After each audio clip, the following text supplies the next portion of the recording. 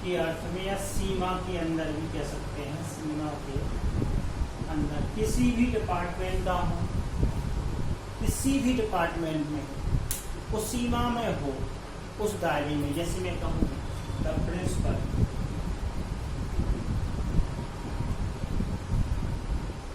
Is in his office, ऐसे कहें। आपने देख लिया भाई सीमा के अंदर है। अगर मैं ऐसा कहूँ कि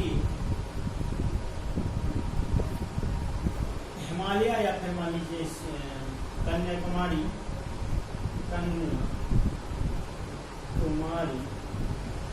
is in the south of India, सीमा के अंदर है, दक्षिण के, भारत के दक्षिण में कन्याकुमारी है, वो भी बंगाल में पड़ता है, इनकी सीमा के अंदर। पॉइंट बता सकते हैं कि उस पर इज इन ऑफिस में या के अंदर में। अगर मैं इस प्रकार से कह दूं, he was sitting in car, तो कार के अंदर है, वह कार के अंदर है, यानी बैठा हुआ है, अंदर बैठा हुआ है, तो भी आपका इसी प्रकार से आ गया। तो मैं बता सकता हूँ कि हम कह सकते हैं मैं के अंदर, सीमा के अंदर, ये भाव में इसका प्रयोग कर देते। अब चौथा पॉइंट आपका है परमानेंट एक्शन। कोई स्थायी कार्य, जैसे मैं कह दूं he was in army, तो आर्मी में है, या he was in police department, computer department, police department, army, कोई भी ऑफिस हो, लेकिन स्थायी भर हो। अस्थायी के लिए इनका प्रयोग नहीं करते हैं, अस्थायी के लिए फिर एट का प्रयोग करने लगते हैं। इस बात का बड़ा ही आप ध्यान रखें कि इनका प्रयोग एक स्थायी कार्य के लिए किया जाता है।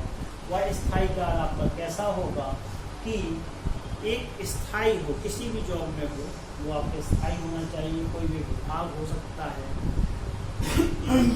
अगला पॉइंट देखते हैं, तो दशा और स्थिरता के लिए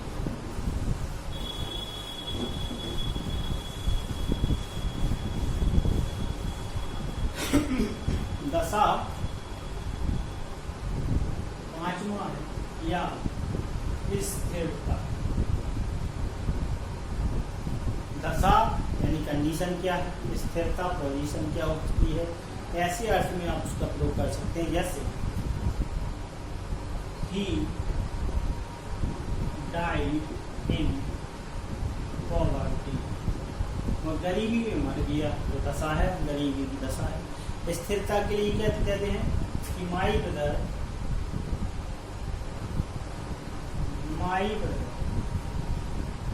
is firm in his decision, अपने स्थिति में, मतलब अपने निर्णय पर अड़िग रहता है मेरा भाई। तो ये आपका प्रयोग हुआ कौन सा, दशा या स्थिरता के भाव। अब हम कुछ ऐसे वर्ड पढ़ेंगे जो कि प्रीपोजिशन में लगाते हैं।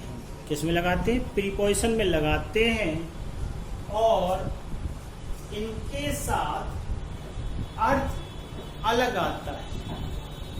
अलग के साथ एक चीज और इसमें जुड़ी होती है कि अगर हम इस कुछ भाव चेंज कर दें, जैसे वस्तु है, व्यक्ति है, अलग अलग कुछ कर दें, तो उनका सेंस भी अलग हो जाता है। हम कुछ और प्रीपोजिशन इसमें लगाने लगते हैं। जैसे एरीव इन, मैं इनका सेंटेंस भी आपको बना के बताऊंगा।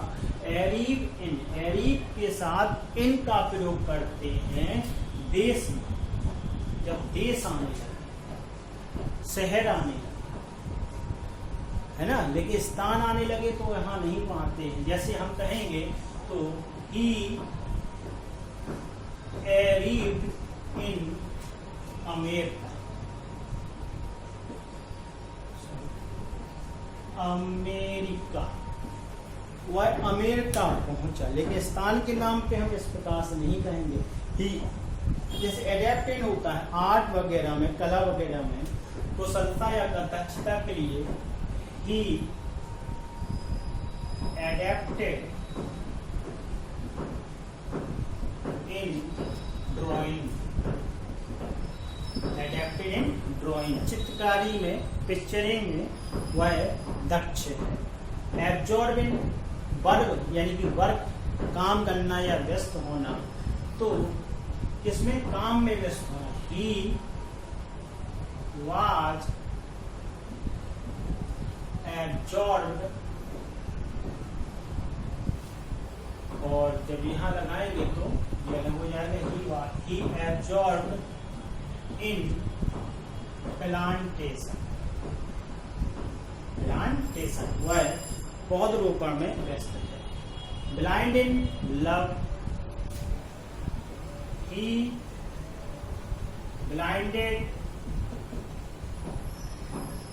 in her love, affection, love. Confide, तो पर्सन राज बताना, यानी कि इसका अर्थ होता है, तो इसको बनाएंगे जब देखिए he confide in राम, किसी व्यक्ति को राज बता देना कन्फाइड होता है। फेल्ड इन, जैसे ही फेल्ड इन मैथ, मैथमेटिक्स या मैथ। इंटरफेयर, मैथ टांग लगाना, लेकिन किसी थिंग, वस्तु में टांग लगाना। ही इंटरफेयर इन माई प्लेइंग, मेरे खेल में, या गेम लगा सकते हैं, प्लेइंग करना है गेम, इन माई गेम। डेविलिन का प्रयोग कब करेंगे? जब हल्की दिलचस्पी हो, जैसे कला में हो या पॉलिटिक्स में हो, वो भी हल्की है। तो ही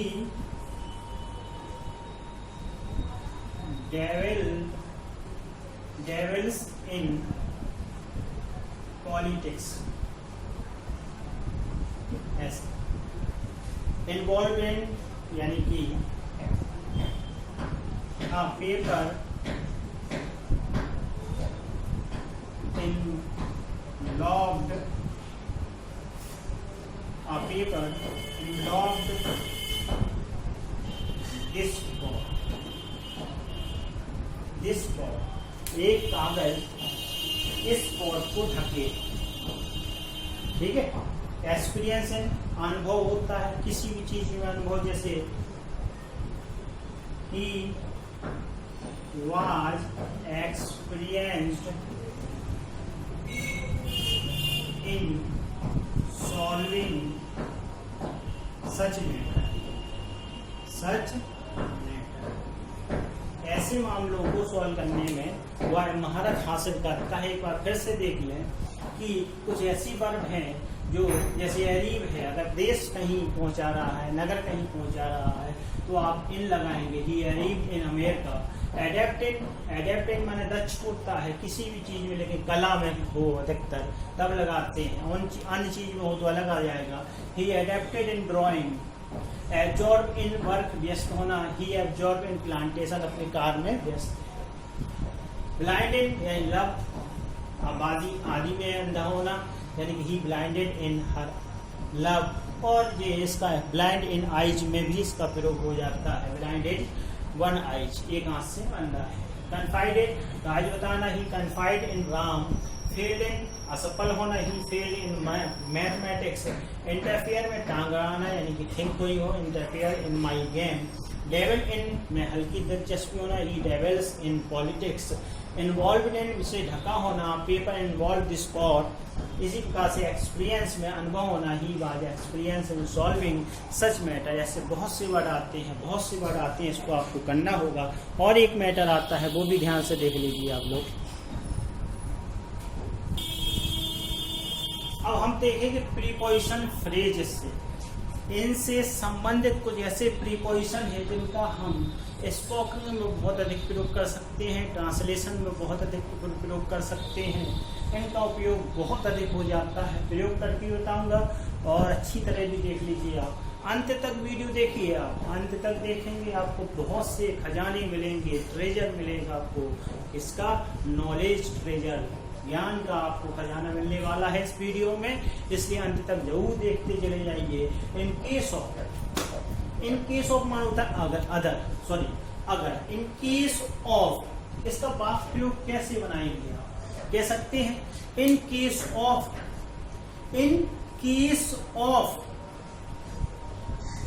बशर्ते, अगर बशर्ते भी आ जाता है, अगर भी आ जाता है। In case of difficult condition, in case of difficult condition call 109। In case of difficult condition call 109 या call me. In case of difficult situation call me. In case of difficult condition call मी 109। ऐसे आप वाक्य को बना सकते हैं। दूसरा देखिए, इन कोर्स ऑफ के दौरान, इन कोर्स ऑफ के दौरान, यानी इन कोर्स ऑफ टाइम, इस समय के दौरान। In course of time we face many problem. In course of time we face many problem. In course of time we face many problems. In course of time we went to America. We want a chance to go to America. We want a chance to go to America. इस प्रकार से next देखिए, in favour of के पक्ष में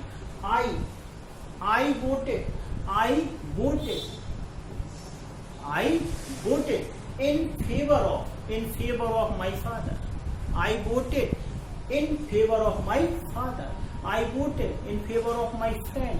I voted in favor of my cousin. I voted in favor of my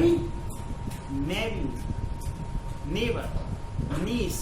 ऐसे बहुत से वर्ड आप बना सकते हैं। इन लीव ऑफ के बदले में, इन लीव ऑफ के बदले में I got 1 lakh rupees. I got 1 lakh rupees in lieu of this red file. अच्छी होगी। I got 1 lakh rupees in lieu of red file. In this red file, I got 1,000 rupees in lieu of this house. I got 1 crore rupees in lieu of this plot. इस plot के बदले में मैंने 1 करोड़ पाए, इस घर के बदले में मैंने 1 लाख रुपए पाए। इस प्रकार से आप बना सकते हैं बड़े ही अच्छे सेंटेंस। इन रिलेशन के संबंध में, इन रिलेशन के संबंध में, इन रिलेशन के साथ टू भी लगना चाहिए। इन रिलेशन टू के संबंध में I met mister Mathur in relation to admission of my father, वो admission of my son. I met the manager of the college, the admission in relation to the admission of my son, my neighbour, my niece. इस प्रकार से आप relation के संबंध में, के संबंध का अर्थ होता है से जुड़ा हुआ, तो हम कह सकते हैं I met him, I do this, या I did this in relation to get the position, first position. I worked hard in relation to get the first position. के संबंध में, पाने के लिए, के संबंध में, related to या relation to, belongs का भी इसका अर्थ आ जाता है। नेक्स्ट देखिए, in order to, ताकि, so that का यूज है पूरा। in order to, I accepted my guilt in order to avoid punishment. in order to avoid punishment. I accepted my guilt in order to हाँ बोलिए in order to avoid punishment. इस प्रकार से ये आपके 6 प्रीपोजिशन ऐसे प्रीपोजिशन हैं, इनका प्रयोग है जो आपको किससे मिलता है, प्रीपोजिशन फ्रेज है जो कि इनसे रिलेटिव होता है। बहुत ही प्रीपोजिशन फ्रेज बहुत ही मायने रखते हैं ये। इनको आप अपनी थ्योरी में डाल लीजिए, मनन कर लीजिए। आगे देखते हैं एट का प्रयोग। अब हम पढ़ेंगे एट का प्रयोग।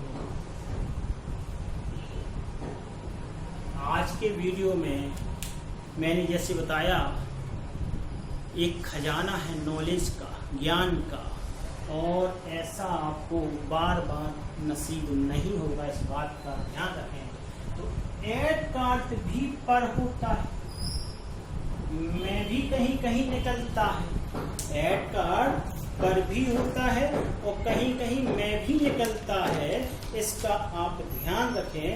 और एक चीज और होती है कि इन और एट में बड़ा ही डिफरेंस थोड़ा सा है ना। जैसे आपने देखा कि वहाँ बड़े बड़े स्थानों में लगा देते हैं, छोटे छोटे स्थानों में आएगा। छोटे स्थानों, कस्बों, गांव, नगर अगर है, छोटा है, तो भी आप एट का प्रयोग लगाएंगे। जैसे he was born in Porbandar, ये मोहल्ला है तो मोहल्ले में भी लगा देते हैं। वार्ड जिसे कहते हैं, ना वार्ड भी आता है तो भी आप एट का प्रयोग ही लगाएंगे। कोई निश्चित स्थान भी है तो भी वही लगेगा। जैसे he stood at the pillar, ठीक है। He lived at Dhamna. Dhamna एक गांव का नाम है। छोटे छोटे गांव हों, छोटे छोटे कस्बे हों, छोटे छोटे मोहल्ले हों, और ऐसे स्थानों के लिए जो निश्चित स्थान भी दर्शा देता है, वहाँ एट का प्रयोग करते हैं। दूसरा रूल देखिए, दूसरा रूल एक स्थान यानी समय के लिए निश्चित समय हो, क्या हो, निश्चित समय हो, तो ऐसी स्थिति में भी एट का प्रयोग किया जाता है। जैसे ही स्टडीड एट 5 o'clock, ठीक है। हम दूसरा और कर सकते हैं, ही arrived at 6 o'clock। देखिए, बजे की बारे में बात होनी चाहिए। किसमें होनी चाहिए? बजे, समय दिया जाता है।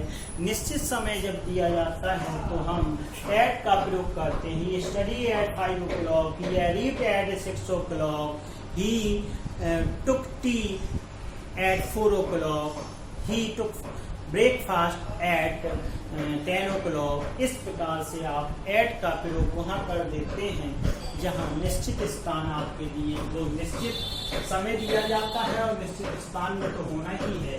तीसरे रूल की ओर बढ़ते हैं। थर्ड रूल इसका भी बहुत अच्छा है। जैसे समय, चाल की दर जिसे कहते हैं, चाल की दर हो, ठीक है, तो वहां प्रयोग कर देते हैं। जैसे वी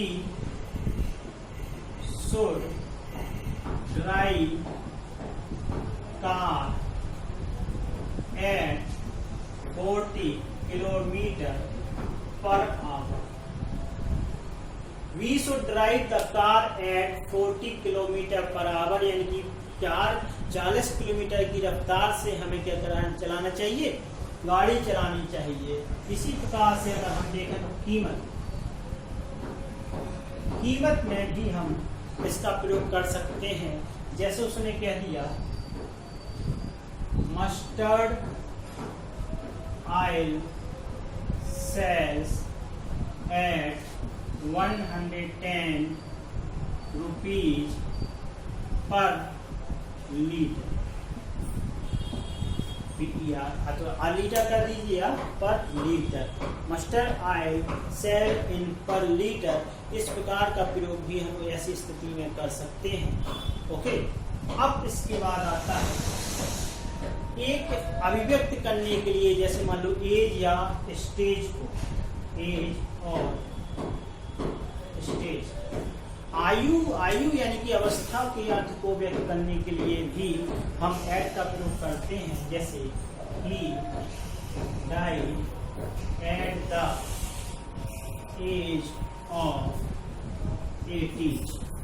80 वर्ष की आयु में वह मर गया था. ओके.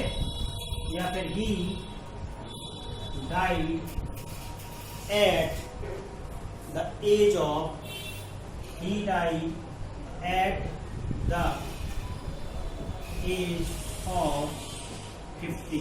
या मान लीजिए he died at 50, ऐसे भी लिख सकते हैं. जैसे वो कह सकता है he left village at 40, यानी 40 वर्ष की अवस्था में उसने क्या कर दिया था, गांव छोड़ दिया था. यानी कि हम कह सकते हैं कीमत और चाल में और एज और स्टेज में, छोटे छोटे कस्बों में, छोटे छोटे नगरों में तथा समय के लिए एट का प्रयोग कर सकते हैं.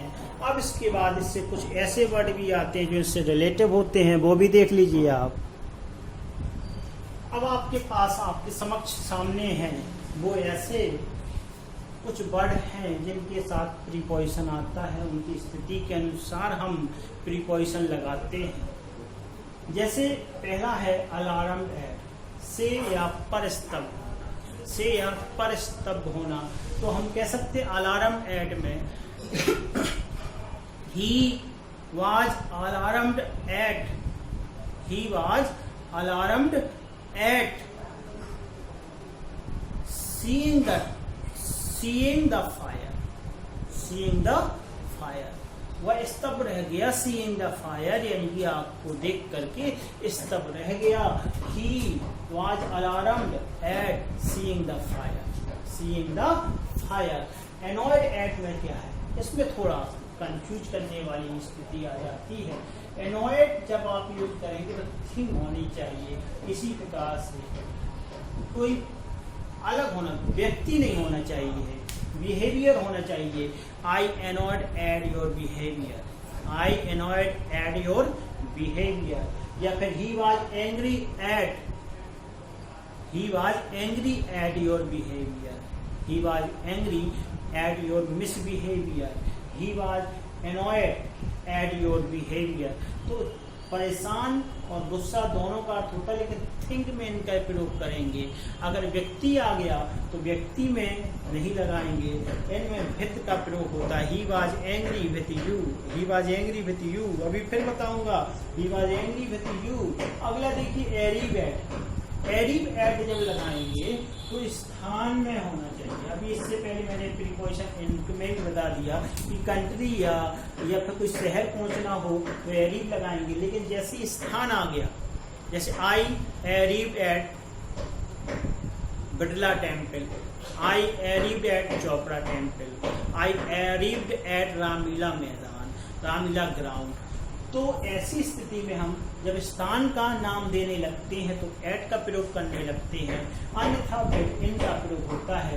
नेक्स्ट देखते हैं एम्यूज एट, एम्यूज यानी कि मजाक उड़ाना. I amuse at his behaviour या I amuse at his looking manner, I amuse at his situation, उसकी स्थिति का मैंने मजाक उड़ाया. I amused at. इसी प्रकार से नेक्स्ट देखिए, व्यक्ति नहीं आएगा, व्यक्ति आता तो फिर अलग चीज हो जाती है ना. तो किसी स्थिति से संबंध मजाक उड़ाएगा तब यहीं जाके आप एट लगाएंगे. एडेप्ट एट, एडेप्ट एट किसी कार्य में निपुण होना. अभी एडेप्ट लगाया था हमने, इन लगाया था, लेकिन आर्ट से संबंधित, कला से संबंधित था. कोई कला हो उसमें इसी प्रकार से I was adapted या I adapted in नहीं आएगा, I adapted at। अब क्या करने के लिए? Repairing the car, making chair. I adapted at making chair, I adapted at making furniture, I adapted at making furniture, making color। इस प्रकार से जब प्रयोग करेंगे तो ऐसी स्थिति में अडेप्ट का के साथ एट का प्रयोग करेंगे। अलाइट एट, अलाइट में उतरना होता है, अलाइट मीन्स क्या होता है? उतरना होता है। तो I alighted at the platform, I alighted at the platform, I alighted at the bus stop, I alighted at this plot, I alighted at this plot। तो ऐसी स्थिति में alight at का प्रयोग कर दिया जाता है। नेक्स्ट आता है डिसगस्ट, किसी कार्य या घटना से परेशान होना। डिसगस्ट माने किसी कार्य या घटना से परेशान हो जाना। I was disgusted at road accident, I was disgusted at road accident, at his death, I disgusted at his death, I disgusted at the misbehavior of this boy। ऐसे जब आप कोई कार का वर्णन करने लगे, कोई कार वर्क दिया जाता है तो डिसगस्ट का प्रयोग कर देते हैं। किसी कार्य घटना से जब आप परेशान हो जाएं, है ना, मानसिक स्थिति तक जब आपकी पोजीशन पर पहुंच जाए तब ऐसा प्रयोग करते हैं। अगला देखिए गुड एट। गुड एट माने होता है अच्छा होना, लेकिन गुड एट का इसको या कोई कार्ड, कोई कला से संबंधित कोई कार्य हो, जैसे I am good at English, I am good at English, I am good at English। इसी प्रकार से हम कह सकते हैं I am good at drawing, I am good at picturing, I am good at making cartoons. इस प्रकार से कलाकृति से संबंधित कोई बात आ जाती है तब गुड एट का प्रयोग करते हैं, जहाँ की अच्छा अर्थ इसका होता है। ग्रीव एट दुखी होना, किसी घटना से दुखी होना, है ना, और कोई भी हो जब घटना से दुखी होने लगे तो ग्रीव का लगाते हैं। I grieved at the road accident, I grieved at his death, I grieved at his behaviour, I grieved at road accident कह चुका हूं मैं। I grieved at the situation of pollution, atmosphere, घटना की, है ना, ब्लैक होल। ऐसे तो ऐसे बहुत से वर्ड आप एट का प्रयोग करके लगा सकते हैं, जिनका प्रयोग आप दैनिक जीवन में कर सकते हैं। और सबसे मेन इसका है कॉम्पिटिशन लेवल में बहुत अधिक आता है। मेन इसका प्रीपोजिशन का प्रयोग आप स्पोकिंग में कम, कॉम्पिटिशन लेवल में ज़्यादा आता है, इसलिए इसे बहुत अच्छी तरह से कर लीजिए। चाहे बैंकिंग हो, चाहे आपका पीसीएस लेवल का एग्जामिनेशन हो, या फिर टीईटी टेट हो, यूपी टेट हो, किसी प्रकार का टेट हो, पुलिस लेवल का भी हो, तो ऐसे प्रीपोजिशन आपके जरूर आते हैं। 2 प्रश्न आपको प्रीपोजिशन के जरूर मिलेंगे मिस्टेक के, इसलिए बिल्कुल अच्छी तरह से मनन कर लीजिए। जो बताया गया उसको दिमाग में रख लीजिए और देखना कि इनमें से आपको क्वेश्चन जरूर मिलेगा। अगले वीडियो में और भी इंटरेस्टिंग टॉपिक लेकर मैं आपके सामने पेश होऊंगा। तब तक के लिए वीडियो को देख करके उसको शेयर करते जाइए, और अगर आप नए हैं तो सब्सक्राइब जरूर कर दें और बेल आइकन को दबा दें, जिससे आपके पास नोटिफिकेशन मिलता चले जाए। अगले वीडियो में फिर मिलेंगे। जय हिंद।